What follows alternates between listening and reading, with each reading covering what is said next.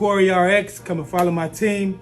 Go follow the page now, RX_elites. Again, that is RX_.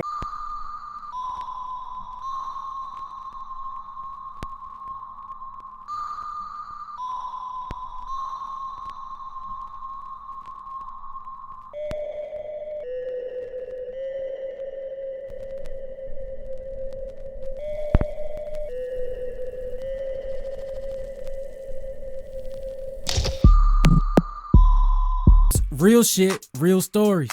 Come get a bite at the Lunch Meat Podcast. Welcome back to the Lunch Meat Podcast, and today I am in RX Elite Barbershop, Barber and Beauty Shop, one of the best shops in the whole city of ATL. Yep. Today we have one of his barbers here. Yes, sir. You know, he's like a fly barber, nice and sharp. I see your haircut look good, so you know that's what we look for when we first walk in. You gotta stay fresh. Introduce yourself to everybody. Sure. Well, first of all, my name is Devontae the Barber. I'm from Chicago. Okay. Chi-Town. Chi-Town, yes. All right. Yes, man. Been out here for about 3 weeks. Getting it in, man. Working hard to build a clientele. And it's a great place. Okay, so what part of Chi-Town you from? Are you like South Side, North Side, like Chirac? Chirac. All right. I'm from the South Side of Chicago. Okay. Grew up Southwest area, Inglewood area, Ogden Park, Cross Western, all that good stuff. Been cutting hair since I was 14 years old. Since 14? Since 14, man. So what got you started at 14? Yeah, well, honestly, man, when I first met my dad, I was like 8 years old. And he had cut my hair. Okay. And it was glass. I'm not gonna lie, it was a good cut. Yeah. And I knew I had always been curious. But at 14, I actually was in high school. And you know, your mom sent you to the barbershop. Well, once you get into the high school level, you get into a different, level of adolescence. So break it down to everybody who don't know. You know what I'm saying? Okay. So we go through different phases, and we look at ourselves differently at different ages. So at 14, at that point in adolescence, you want to start taking more control. You care about what your peers think. You care about the people around you think. And for me personally, I wanted to be in control of my own look. Right. So I was messing myself up. I was practicing yourself? Practicing. Yeah. I thought I was doing good, but it was good practice. So how did you know you wasn't doing good? Yeah. How did you know that? If you need anybody ever to be real with you, right, to give you a real answer, ask your brothers and sisters. They're not gonna lie to you. Yeah. And they'll let me know, like, hey, it's bald in the back. But I thought I was fading in the back. Yeah, like a bald spot. No mirror, just going clean. in. Yeah, going in. So I quickly learned I had to, one, get the right tools, two, figure out what it was that I'm doing, like what is cutting hair, what does it mean to cut hair, and I learned that it was very complex. As simple as it looked, it's very complex. Everybody got different heads, different hair, different hair texture, curl patterns, all that stuff. So I really picked it back up, because I was doing it here and there, but when I really picked up and started actually cutting other people was in college. In college, okay. What college you went to? I went to NIU. NIU? Yes. Is that NIU? It's in Illinois. Okay. Northern Illinois University. Yeah, gotcha. Northern University. An hour away from Chicago. Okay. So it's a party school, to say the least. But when I pledged and everything, I'm an alpha. Okay. When I pledged, my line brothers, they needed cuts. Yeah. And my line brother actually knew how to cut, so he was using my clippers to cut. Yeah. And I'm like, how I'm gonna let him outdo me with my own clippers? He was charging people too. Yeah, well, he was cutting everybody. Yeah. But yeah, he was charging, and I was like, damn, it was embarrassing. So I'm like, all right, I'm not even finna be trying to get the clippers from him. I just bought some new clippers. Immediately hit YouTube and just started like going hand with studying. Okay. I'm like, I seen that it was possible. I never could understand how to fade. But once I seen him do it with my own clippers, I'm like, if he can do that with my clippers, I should be able to do it. So, messed a couple more people up. I'm not gonna lie. Yeah. Your line brothers or? Well, yeah, them. All right, the first center, right? First step, the bald head, the clean shave. Yeah, so did you experience how to go through that and cut your line brothers' hair? Yeah, well, I mean, usually when people are nervous about getting their hair cut, they ask you for a lineup, which to me is like the stupidest thing ever because your true. line is important. Yeah. I just want a liner. So I was just practicing, and I could do liners. That's the one thing I could do, but I didn't know how to fade. So I was doing a bunch of liners. And then I became the president of this black male organization. It was like a retention program, and it had probably about 40 to 50 black men in there. And with me being the president, I used that as a platform to recruit new clients. Right. So ultimately, I did a promotion of doing free haircuts. For all my college students out there, you get a refund check. And it's basically you pay me back later. Yeah. Well, refund check is like you know how people get a tax check? You get when the you pay FAFSA. too many taxes? Yeah. FAFSA. When you pay too much FAFSA, whatever. Yeah. So I got that back.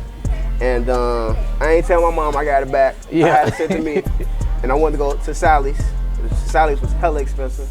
And I bought Is that out of Chicago or something? Yeah. Sally's is a beauty supply.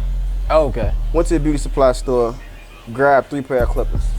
Some all walls clippers. And from there, that's when I see my game truly elevate. Because I got the tools.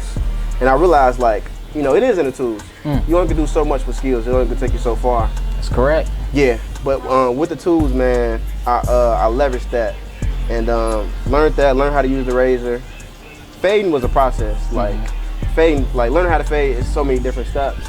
I thought I was good, but go ahead. Break down the steps. Yeah, I'll break down the steps. Yeah, break down the steps. So, for amateurs who want to learn how to fade. And absolutely, stuff. absolutely. Yeah. So, to fade, basically, it can mean different things, right? Because you can get a small fade, a taper, or you can do an entire fade, which is like a ball fade. Okay. Fade all the way around. That's the Boosie fade. Boosie fade, exactly. Yes, exactly. sir. Properly known as the Boosie fade. So, I started to learn how to taper. Kind of mastered that. Then I went into the ball fade, and that was a whole different game. That's all about detail. But basically, I cut one of my fraternity brothers. I was cutting out my kitchen, out my frat house, and he was like, "Man, I'll get you in the barbershop." Right. And I'm not ready to come in the barbershop. He like, just trust me. So he got me in the barbershop. I went up there, I talked to the barber owner, and I started that Monday. And at that time, boofing was $150 a week, and I was still in class. So I was missing class to make sure I make booth rent. And I slowly built the clientele. Passed out a lot of business cards at some of the events. And with me being Greek and being a leader, student leader, it was very easy to get clients. Right. It's just being in the shop, I had to charge shop prices. So I'm like, if I'm gonna charge these kind of prices, I gotta figure out how to increase the quality of my cuts. So then I just started like looking into different stuff. I started playing with clippers, learning how to make clippers, break them down, change the blade, add a different blade, doing modifications.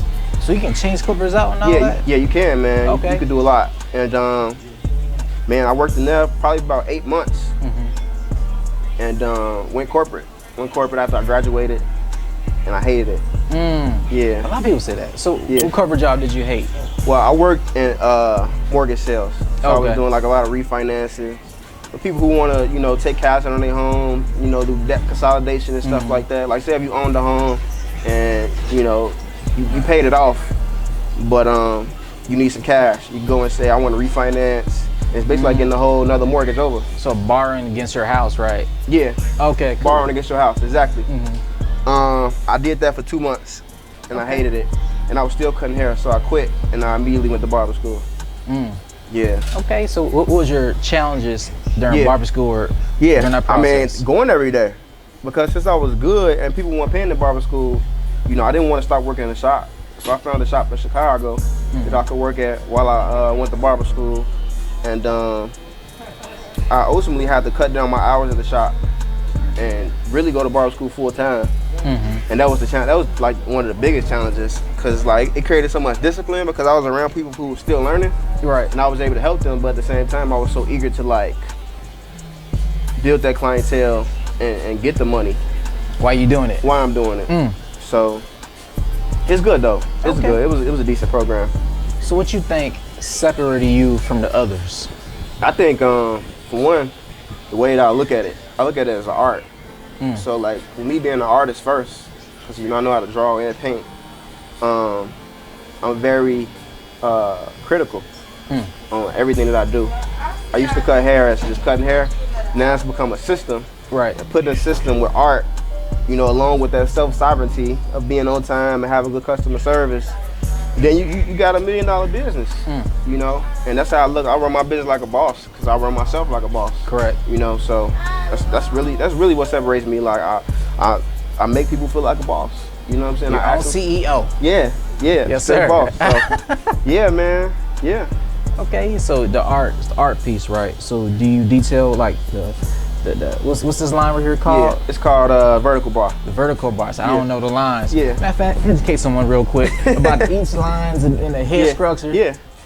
All right. So I'm from Chicago, right? So this line right here, we call it Chicago C, or a C cup. C cup. Yeah, but like what separates me is like with cutting down here, I do a C cup. Some people they may do straight and then come down, but me, I'm gonna start at the top, come at the bottom, and make it a real C. So it's like it's beaming, you know. But that's a C cup. This is the vertical bar here, because it's vertical lines, and this is the horizontal line or bar, however you want to refer to it. And you know, if anybody, I study psychology, so different little areas, temporal lobes, prefrontal cortex, occipital lobe in the back. I think that's also what separates me, knowing the actual knowledge.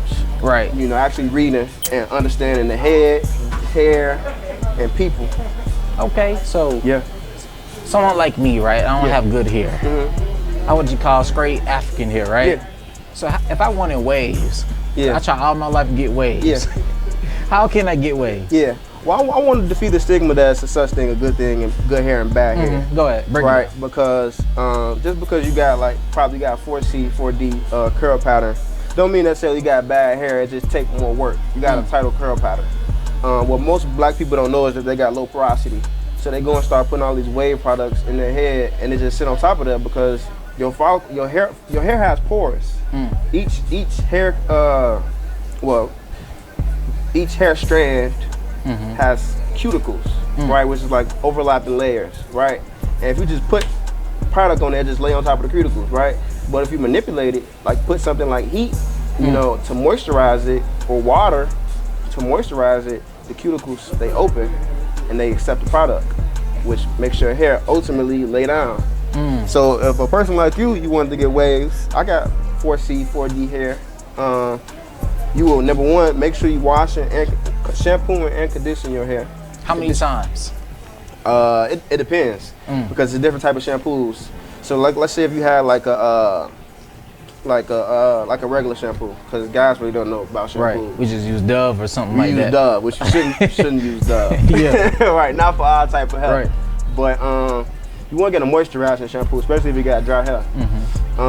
And use that like I would say probably once a week, depending on how much product you put in your head, depending on how much you sweat, and you know what you're doing on a day to day.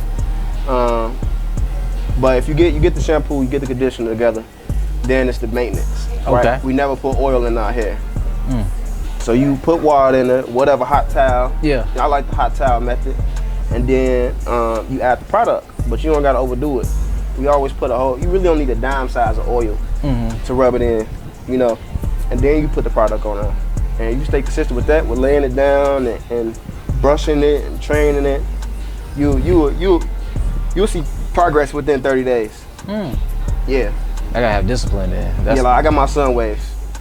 Yeah, like with 30 days. Okay. Seriously, like he Cool. had a The Odell. Yeah, he had the Odell. And, Yeah. you know, I chopped it off, and now he's spinning. He probably got more waves than me. He's like 360 spinning. Yeah. Gotta get some of that. Then I need Yeah. whatever you do. You hit Yeah, I'm hook planning me to come up. out with a product soon. Yeah. For specifically for black men, because I don't think, you know, it's nothing on the market when you go into the beauty supply that just screams like, all right, you need me. Right. And you know, as I can educate people about their hair and about their routines, like for example, a lot of people wash their hair in the shower under the same temperature they wash their body, and that's why they got dry hair. Dang, I think I'm doing that. Yeah. That's what I'm doing. That's why they got dry hair. You're not Okay. supposed to wash your hair in hot water. It's supposed to be lukewarm or cold. Yeah. Yeah, because Okay. think about it. Hot water open up your Yeah. pores. So, you know, it's like blasting hot heat, and then you don't condition on top of that. You don't put no moisture in it to lay down on the cuticles. Yeah. I just thought I had eczema in my hair or Nah. something. Ain't Nah, that? man, it's not getting enough moisture. Okay, cool. So Yeah. what are you working on next? What's your next Yeah. big thing? I'm working on a product. I'm working on a shampoo. I don't know, man. I'm trying to drop some more content on Instagram. I would like do the course thing, but I'm like everybody doing the courses, and I'm not really in for the money right now. I'm just trying to add value. Right. So just like we sit and have this conversation. I had the same conversation with my clients, and then the next question is like, all right, so what do you recommend? And like, I could go send you Trey Simi, whatever, and send you their product, but it's add value. But I'm like, all right, I can monetize this, and in a way where it benefits both of us. So yeah, I'm all about the longevity. That's my whole name of the game, the longevity of hair. So if I can help people learn how to treat their own hair, it can help me deal with their hair once they come. 'Cause I ain't gotta shampoo you when you come. Is I'm that person, right? I Yeah. come to the barber. I don't pick my hair out. Don't think of nothing. I don't come. I just show up, take my hat off. It's a responsibility, man. You know what I'm saying? If you ever dated a natural woman, you'll see how much goes. A natural woman with natural hair, you'll see how much goes into like black hair. Like honest man, doing bentonite clay masks, like apple cider vinegar, like all type of stuff, extracting. I'm just like, what, do you really gotta do all this? They're like, yeah, and they have you looking good. Right. I just wake up. Yeah, just wake up. That's Alright, it. cool. I'm good. I'm good. I'm gone. Put a hat on. Yeah. Okay. So what advice do you have for new barbers starting out in their career? Yeah. If you're a new barber, know your why. If you want to do it for the money, do it for the money, whatever. But know your why, because you're going to need that to keep going. It can be competitive. And I'm talking about with yourself, just as far as like having good habits, as far as being on time. A lot of those things, you're going to need that, especially when you want to go up on price. And, barbers really not getting paid a lot these days. So I'll say if you're a barber, like know your price, have a price menu. Even if you're just starting off, have a price menu, know your value. Always be a student to the game. Like never, ever stop learning. Have a mentor. Mentorship has gotten me so far with everything. Being able to ask the right questions, being able to not reinvent the wheel necessarily. But I got where I am ultimately because of what I've been listening to and who I've been talking to. So I think that's the biggest thing. So it's like who in a way. Yeah, and do it the right way. Go to barber school. You know what I'm saying? Get them L's. Like learn the history of barbering. Like barbering has been around. So like barbers was the first doctors. It was barber surgeons first. People don't even know that. You know what I'm saying? Like before even Egypt, like before ancient Egypt, barbering been around. And if you just knew the power that it come from, it's like, all right, I gotta make a meal. It's easy to make a meal in this game. I'm only 3 years in. I'm gonna make 100K. In this next year, 2021. I'm claiming it. So yeah, man. Okay, good. That's pretty much it. So let everybody know how they can find you if someone wants to start off as a barber or need a mentor. Yeah. How they can reach out to you, how they can find you. Yeah, I'm always accepting new mentees, man. Just know what you want, know your why, like I said, so we won't waste each other's time. But you can find me on Instagram at follow what fools you. Everything spelled correctly. Okay, spell it out for me. Yeah, FOLLOW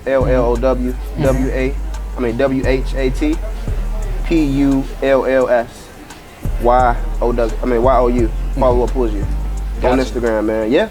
All right, man. Appreciate you, man. Appreciate you for having me, man. It's a pleasure. Thank you so much. Yeah, absolutely, yes, sir. man. Real vibes, real shit, real stories. Come get a bite at the Lunch Meat Podcast.